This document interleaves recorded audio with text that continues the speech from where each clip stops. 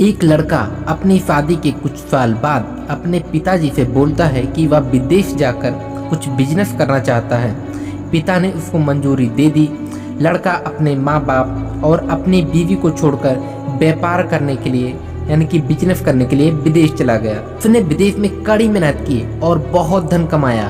वह बहुत अमीर बन गया। लगभग 15 साल धन कमाने के बाद उसे घर वापस लौटने की इच्छा हुई।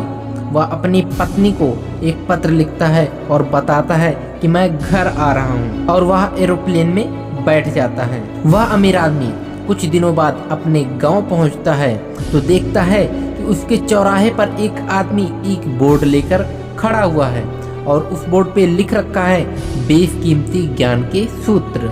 अमीर आदमी उस व्यक्ति के पास जाकर बोला कि क्या बेच रहे हो? तो वह आदमी बोलता है बेशकीमती ज्ञान के सूत्र। तो अमीर आदमी बोलता है ठीक है, मुझे भी एक सूत्र दे दो। वह आदमी बोला मेरे हर ज्ञान सूत्र की कीमत 100 सोने के सिक्के हैं। अमीर आदमी को यह सौदा महंगा लगा, लेकिन फिर भी उसने एक सूत्र खरीद लिया। उस व्यक्ति ने सेठ को ज्ञान का सूत्र दिया कि कोई भी कार्य करने से पहले 2 मिनट रुककर सोच लेना। अमीर आदमी इस सूत्र को अपने डायरी में लिख लेता है। अमीर आदमी को घर पहुंचते पहुंचते रात हो जाती है। अमीर आदमी सोचता है इतने साल बाद लौटा हूँ तो क्यों ना सीधे पत्नी के पास पहुंचकर उसे सरप्राइज दूं। अपने घर पहुंचता है और अपने पत्नी के कमरे में जाता है और वहां का नजारा देखकर वह चौंक जाता है। वह देखता है उसकी पत्नी के साथ एक युवक सोया हुआ था।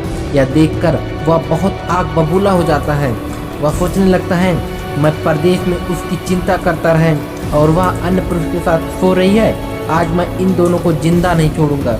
वह गुस्से में अपनी तलवार निकालकर दोनों पर वार करने जा ही रहा था। इतने में उसने जो सूत्र खरीदा था उसको याद आ जाता है कि कुछ भी कार्य करने से पहले 2 मिनट सोच लो। वह 2 मिनट सोचने के लिए रुका। उसने तलवार वापस पीछे हटाई, लेकिन वो किसी बर्तन से टकरा गई। बर्तन के गिरने की आवाज से पत्नी की नींद खुल गई। आँख खुलते ही उसने अपने पति को सामने देखा तो वह बहुत खुश हो गई और बोली आपके बिना जीवन सूना सूना था।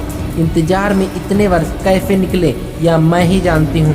पत्नी इतना बोलकर पास सोए हुए युवक को उठाते हुए बोली बेटा उठ जा, तेरे पिताजी आए हैं। युवक उठकर जैसे ही अपने पिता को प्रणाम करने के लिए नीचे झुकता है तो उसके माथे पे जो पगड़ी होती है उसके पैरों में गिर जाती है और उसके लंबे लंबे बाल बिखर जाते हैं। अमीर आदमी की पत्नी बोलती है यह आपकी बेटी है, इसके सम्मान को कोई आँच न आए, इसीलिए मैंने इसे बचपन से ही पुत्र के समान पालन पोषण और संस्कार दिए हैं।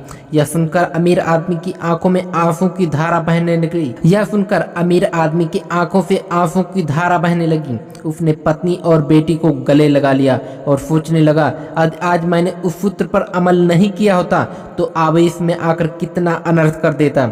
मेरे हाथों से ही मेरा ही निर्दोष परिवार खत्म हो जाता।